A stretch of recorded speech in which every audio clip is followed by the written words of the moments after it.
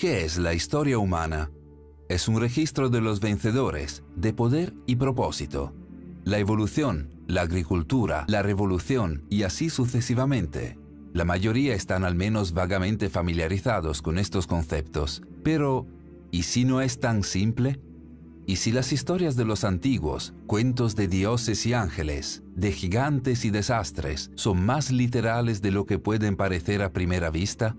Mira más de cerca, y una historia alternativa de la raza humana puede ser revelada. Una que cambia totalmente el conocimiento convencional y la historia del poder. Esta es una historia alternativa que ha sido censurada fuera del entendimiento humano, en su mayoría olvidada o ignorada, hasta ahora.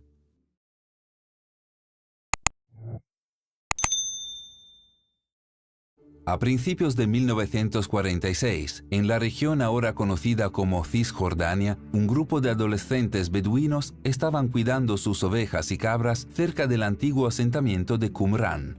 Para pasar el tiempo, por monótono que fuera, tiraron alrededor las rocas que encontraron esparcidas por el áspero terreno desértico. Cuando una de esas rocas fue arrojada en la extensión oscura de una cueva, los adolescentes se sorprendieron al escuchar un fuerte ruido estremecedor resonando desde dentro. Explorando, encontraron una colección de grandes tinajas de barro, una de las cuales se había roto. Aunque no lo sabían en ese momento, estos adolescentes habían hecho un descubrimiento histórico. Dentro de los frascos había una serie de pergaminos antiguos. En los años que siguieron a este descubrimiento, arqueólogos, historiadores y cazadores de tesoros encontrarían fragmentos de pergaminos adicionales en otras 10 cuevas de la zona. En conjunto formaron unos 800 a 900 manuscritos, colectivamente conocidos como los pergaminos del Mar Muerto. Entre estos manuscritos estaban grandes porciones de un misterioso texto religioso no canónico que había sido olvidado durante mucho tiempo. Se llamó el Libro de Enoc. En su totalidad, el Libro de Enoc se compone de 5 libros: el Libro de los Vigilantes, el Libro de Parábolas, el Libro Astronómico, las Visiones de los Sueños y las Epístolas de Enoc, que contiene unos 100 capítulos. Estos capítulos cuentan la historia del 7º patriarca en el libro del Génesis, Enoc, padre de Matusalén y abuelo de Noé. El mismo Noé de la historia bíblica del Arca de Noé. Sin embargo, esta no era la historia bíblica del Arca de Noé. De hecho, el libro de Enoc proporciona un relato de los hechos completamente diferente, conduciendo al gran diluvio de la época de Noé, la cual es una historia doctrinal completamente diferente. Cuenta una historia de los vigilantes, explicados en términos bíblicos como ángeles caídos, enviados a la tierra para vigilar a los humanos en algún momento antiguo e indefinido. Desafortunadamente, lejos de simplemente observar a los humanos, estos vigilantes se enamoraron de las mujeres humanas y en poco tiempo comenzaron a participar en actos sexuales depravados con ellas. El libro de Enoc dice que los niños nacidos a través de este mestizaje entre los vigilantes y los humanos se llamaban Nefilim. Estos Nefilim fueron, como se describe, gigantes y salvajes que pusieron en peligro y saquearon a la humanidad, o, dicho de otra manera, gigantes sobrenaturales, devoradores de hombres. Enojado por lo que habían hecho los vigilantes, los descritos como dioses los encadenaron en una prisión subterránea en lo profundo de la tierra. Enoc se convirtió en el intermediario entre los dioses y los vigilantes encarcelados. El libro describe los viajes entre el cielo y la tierra en su papel de intermediario, cómo voló con los ángeles y vio los ríos y las montañas y los mismos confines de la tierra desde arriba. Sin embargo, a pesar de la intervención de Enoc, los dioses decidieron que la atrocidad en que la tierra se había convertido debía ser castigada. Por supuesto, el castigo sería una gran inundación. Esta inundación destruiría a los Nefilim y cimentaría a los vigilantes en su prisión. Previo a ello, sin embargo, Enoc sería llevado al cielo en un carro de fuego. Curiosamente, el libro del Génesis, que habla de la gran inundación en las tradiciones abrámicas, hace referencia a los Nefilim en el capítulo 6, describiendo héroes antiguos, guerreros de renombre. Este no es el único lugar en el canon bíblico en el que aparecen los Nefilim. En Números 13, 32, 33, los israelitas visitan una tierra habitada por Nefilim, que son tan grandes que hacen a los israelitas parecer unos saltamontes. Por supuesto, muchas cosas en la Biblia se ven en los tiempos modernos como alegóricas, es decir, más como un mito filosófico que un registro histórico. Hay evidencia arqueológica de una gran inundación en el pasado de la Tierra, una, dicho sea de paso, también hablada en innumerables tradiciones religiosas y culturales en todo el mundo. Seres como los gigantes Nefilim realmente existieron, seguramente habría pruebas similares. ¿Y si las hay? En nuestro video documental de 30 minutos sobre gigantes, en el cual vinculamos la descripción y comentarios, destacamos docenas de historias de enormes esqueletos desenterrados en América del Norte, junto con muchos artículos periodísticos de finales del siglo XIX y principios del XX que sugieren que gigantes antiguos eran de hecho reales y coexistieron con los primeros humanos. Este no es un fenómeno confinado a los Estados Unidos. Del mismo modo, enormes esqueletos se han encontrado en la selva amazónica, África y otros lugares. De hecho, historias de gigantes impregnan la historia y las tradiciones humanas. El famoso explorador Marco Polo una vez escribió sobre una raza de gigantes en Zanzíbar que eran tan fuertes que pueden llevar hasta 4 hombres ordinarios. Mientras que la gente del actual Tánger, Marruecos, una vez indicó que el fundador de su ciudad era un gigante llamado Anteo.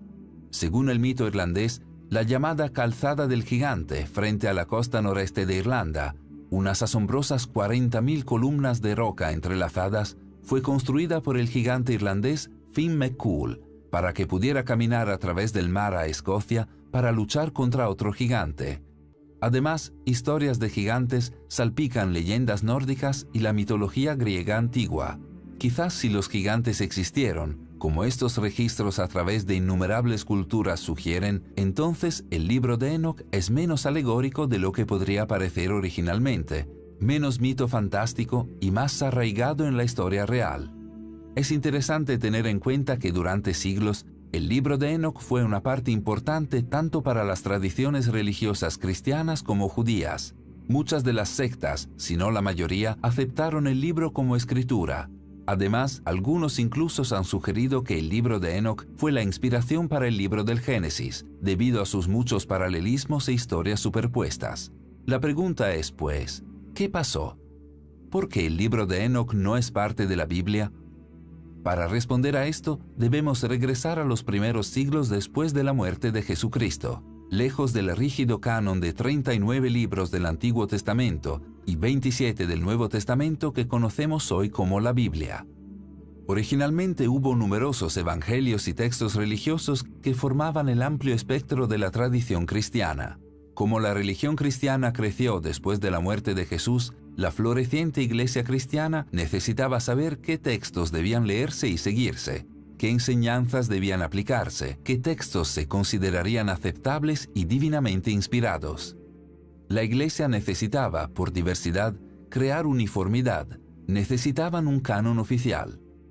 En una historia popularizada en los tiempos modernos por la obra fundamental de Dan Brown, El Código da Vinci, se recuerda que esta canonización sucedió, algo nefastamente, en el Concilio de Nicea en el siglo IV. Allí, según la historia, el emperador Constantino y otras autoridades eclesiásticas de alto rango dieron forma al canon cristiano para ajustarse a su propia agenda secreta. Desafortunadamente, esto no es históricamente exacto. El Concilio de Nicea no determinó el canon cristiano oficial. No culpes a Dan Brown. El famoso filósofo Voltaire hizo una afirmación similar en el 1700. Pero mientras la historia puede no ser exacta en los hechos, es exacta en cierto sentido. Miembros de alto rango de la Iglesia ciertamente escogieron y eligieron qué incluir en el canon bíblico oficial. Discutieron, tiraron de los hilos, echaron a sus oponentes como herejes y casi con certeza buscaron expandir su propio poder. Simplemente no tuvo lugar en un solo consejo, sino más bien como un proceso mucho más largo entre los siglos I y IV. Generalmente se entiende que a finales del siglo IV, el proceso fue completado y la Biblia se estableció oficialmente sin el libro de Enoc. ¿Cómo podría algo tan influente, sino vital, como el libro de Enoc haber quedado fuera? Para responder a esta pregunta, uno podría examinar otros evangelios que también fueron censurados del producto final. Considera el Evangelio de Pedro, un fragmento del cual fue encontrado en Egipto en 1886, que cuenta la historia perdida de un Jesús resucitado que sale de su tumba y cuenta con 2 ángeles gigantes y una cruz flotante que habla. Y oyeron una voz desde los cielos diciendo: «Tú les has predicado a los que duermen». Y se escuchó una respuesta desde la cruz: «Sí». O considera el Evangelio de María, esa obra notoria en que María Magdalena se nombra no solo como uno de los discípulos de Jesús, pero su favorito, tal vez incluso su esposa. Dentro de este Evangelio pregunta el discípulo Pedro por qué él y los otros discípulos deberían escuchar a María, una mujer, a lo que Mateo responde: «Si el Salvador la hizo digna, ¿quién eres entonces por tu parte para hacerla a un lado? Seguramente el Salvador la conoce muy bien, es por eso que la ha amado más que a nosotros». Como el libro de Enoc, estos evangelios dicen historias extraordinarias que desafían a la historia. Quizás entonces no debería sorprendernos que estos textos fueron censurados por los primeros corredores del poder del canon cristiano oficial. Es lógico que el libro de Enoc pueda haber sido totalmente olvidado si no fuera por su supervivencia en pequeñas sectas ortodoxas de los judíos etíopes. De hecho, la única versión premoderna del texto fue escrita en Ge'ez, una lengua africana antigua. Fue esta versión que Richard Lawrence, el arzobispo de Cashel, utilizó en 1821 para producir la primera traducción al inglés del libro, la versión utilizada para informar del estudio de los pergaminos del Mar Muerto. Curiosamente, aunque el libro de Enoc fue omitido del canon cristiano establecido y posteriormente olvidado en todos menos los más oscuros rincones de la tradición religiosa y estudio teológico, la Biblia contiene numerosas referencias al mismo. Hay referencias a los Nefilim en Génesis y Números. El Génesis también contiene un recuento extenso del linaje de Enoc. El libro de Hebreos describe cómo Dios se había llevado a Enoc. Aparentemente una referencia a él siendo llevado al cielo en un carro de fuego antes del gran diluvio. Judas, mientras tanto, contiene un párrafo completo transcrito casi palabra por palabra de Enoc, sugiriendo que el libro puede, de hecho, haber servido como inspiración temprana para textos bíblicos canónicos. Además, Corintios 11, 5, 6 contiene instrucciones de San Pablo que las mujeres deben cubrir sus cabezas mientras están en la iglesia. Esto aparentemente es una referencia directa al hecho de que los vigilantes en el libro de Enoc se sintieron atraídos por las mujeres con cabello largo y suelto. Esta es una práctica que permanece en el catolicismo romano y el Islam hasta el día de hoy. Aunque fue censurado, incluso olvidado, el libro de Enoc nunca desapareció realmente. Hay algo más profundo detrás del libro de Enoc y sus increíbles historias, algo que va más allá de ser simplemente una parte o no del canon cristiano. Se ha señalado que Enoc, el séptimo patriarca de la Biblia, parece reflejar el séptimo rey antediluviano, Enmenduranna, en la tradición babilónica. Los antiguos griegos creían que Enoc era el mismo que el dios Hermes, mientras que los antiguos egipcios tenían a alguien similar en su propia tradición. Los ejemplos podrían continuar, y por eso hay que preguntarse, ¿por qué Enoc, sin importar su nombre, sigue apareciendo en las tradiciones de los antiguos? La respuesta puede preceder a los griegos, los egipcios o incluso los babilonios, hasta los antiguos sumerios. Según los textos sumerios, la tierra fue visitada por un grupo de seres sobrenaturales en algún momento del pasado distante. Estos visitantes se describen en la tradición sumeria de una manera inquietantemente similar a las descripciones de los vigilantes en el libro de Enoc. En lugar de vigilantes, sin embargo, los sumerios los llamaron a estos seres los Anunnaki, que literalmente significa aquellos que vinieron de los cielos. Eran dioses para los sumerios. Para pensadores modernos como Zechariah Sitchin y Erich von Däniken, eran una raza antigua de extraterrestres que vinieron a la Tierra. Curiosamente, los textos sumerios cuentan historias de estos Anunnaki al igual que los vigilantes, que comenzaron a aparearse con los seres humanos, creando una especie completamente nueva en el proceso, reflejando la creación de los Nefilim. Como los dioses del libro de Enoc, los Anunnaki se enojaron debido a la condición de la tierra y provocaron una gran inundación. Es posible que el libro de Enoc así como otras tradiciones relacionadas, simplemente están volviendo a contar la vieja historia sumeria de los Anunnaki? Considera la revolución agrícola, que comenzó alrededor del 10.000 a.C., tiempo durante el cual los seres humanos pasaron de un estilo de vida de caza y recolección a uno de agricultura y asentamiento. Según registros históricos, ya en 9500 a.C., en lo que hoy es el Kurdistán moderno, cebada, trigo y centeno estaban siendo cultivados. Se cultivaban avena, guisantes y lentejas, mientras que se domesticaban cabras y ovejas. Unos 500 años después de eso, la fundición de cobre y plomo fueron teniendo lugar en la región, junto con el tejido y la alfarería. Además, esta antigua cultura kurda fue la primera en desarrollar un guión, siendo una de las sociedades alfabetizadas más antiguas de la humanidad. Algunos se han preguntado cómo los seres humanos podrían haber hecho este salto tan rápido. Curiosamente, el pueblo kurdo afirma ser descendiente de los hijos de Jin, los hijos de los espíritus. ¿Es esta una referencia cultural antigua a la procreación entre Anunnaki y mujeres humanas? Según los sumerios, fueron los Anunnaki quienes trajeron conocimiento avanzado y tecnología a los seres humanos, echando una mano, por así decirlo, a la progresión de la civilización humana. Muchos han sugerido que esto explica monumentos aparentemente imposibles como las pirámides de Giza o Teotihuacán, estos antiguos monumentos de extraordinaria sofisticación que es completamente inexplicable por la cultura y circunstancias sociales de registro histórico. Quizás esto también explica cómo los seres humanos pudimos hacer la transición de cazadores-recolectores nómadas a civilizaciones sofisticadas en una cantidad de tiempo históricamente insignificante. Increíblemente, el libro de Enoch describe un proceso casi idéntico que tiene lugar, con los vigilantes reflejando a los Anunnaki en proporcionar a los humanos conocimiento y tecnología avanzada. Enseñan a los humanos la metalurgia y la minería, ciencia y medicina, cómo leer y escribir, y cómo leer las estrellas. Enseñan a los humanos a usar cosméticos y hacer joyas, y revelar los secretos del arte de la guerra.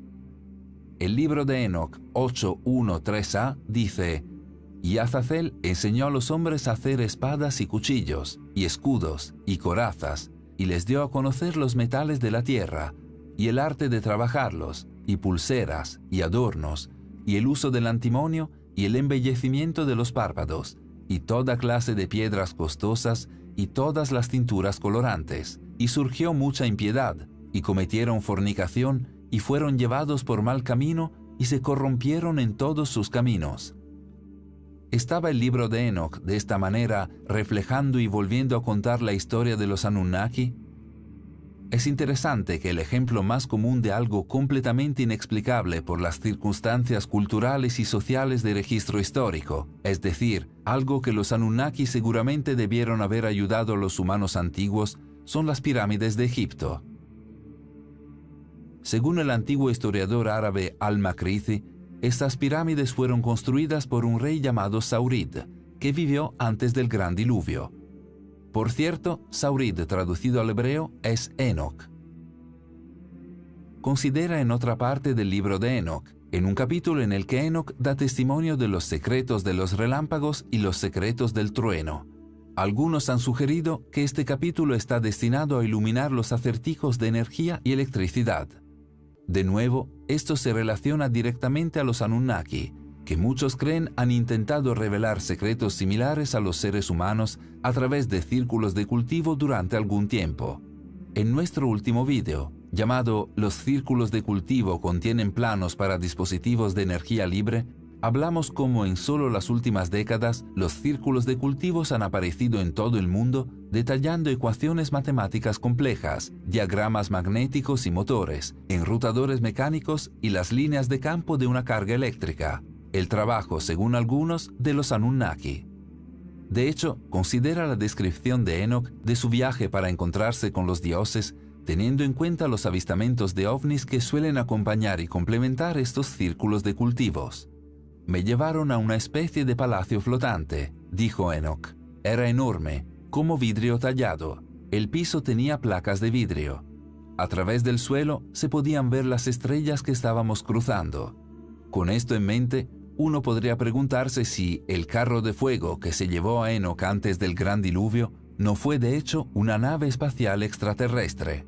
Puede parecer difícil de creer que historias tan alucinantes como estas, de vigilantes y Anunnaki y gigantes Nephilim, historias que impregnaron culturas antiguas durante miles de años, puedan olvidarse a tal grado. Los sumerios borrados del panteón de civilizaciones antiguas, el libro de Enoc censurado del canon bíblico. Sin embargo, dada la forma en que estas historias reforman fundamentalmente la historia humana y redefinen lo que son los seres humanos, su exclusión quizás no sea una sorpresa. Sin embargo, tal vez estas historias no fueron de hecho totalmente borradas. Considera la conocida historia bíblica de Adán y Eva y el huerto del Edén. No lo leas literalmente ni filosóficamente, sino como una alegoría. Léelo metafóricamente. Dios crea a Adán para vigilar la tierra, así como los dioses lo hacen con los vigilantes en el libro de Enoc. De la costilla de Adán, Dios crea a Eva.